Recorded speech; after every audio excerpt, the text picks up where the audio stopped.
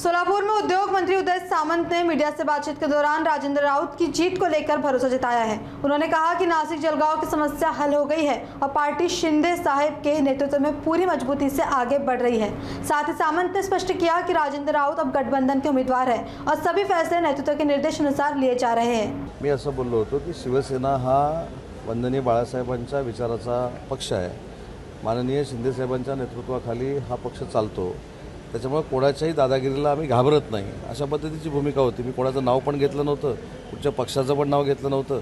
आणि आज महायुतीचे उमेदवार आमचे राजाभाऊ आहेत, त्यांचे देखील आमच्या शिंदे साहेबांबरोबर अतिशय जवळचे संबंध आहेत। मला शिंदे साहेबांनी जिथं पाठवलेलं आहे त्याच्यामुळे ज्या काही चर्चा आमच्या कोर कमिटीच्या बैठकीमध्ये झाल्या होत्या त्या मी परवा उमेदवार म्हणून राजाभाऊंच्या सगळ्या कानावर घातलेल्या आहेत आणि राजाभाऊंनी त्याची पुढची पूर्ण सगळी जबाबदारी घेतलेली आहे। त्याच्यामुळे राजाभाऊंवर आमचा 100% विश्वास आहे। ते 8 दिवसापूर्वी बोलले होते, त्याच्यानंतर त्याच्यावर उत्तर पण दिलं होतं। नाही, त्याच्यामध्ये आम्ही काय सांगितलं की जे जे पश्चाताप झालेले आहेत ते आमच्याकडे आलेत।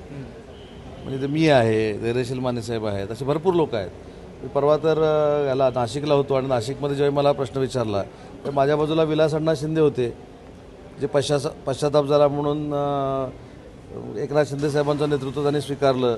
ते पुन्हा एकदा नाशिक महानगरपालिकेचे नगरसेवक झाले आणि ते उपमहापौर आहेत। अशी अनेक तिकडनं पश्चाताप झालेले लोक आमच्यासोबत काम करत आहेत। साहेब असं म्हणतायत की कोण आता अंबादास दानवे साहेबांना काय कोडकोंड लागली आम्हाला कोणाला खरंच माहिती नाही। कारण मी अनेक वेळा सांगितलं आहे शिवसेनेच्या वतीनं की अशी कसलीही बैठक आणि कुठच्याही ऑपरेशन टायगरची आम्हाला आवश्यकता नाही।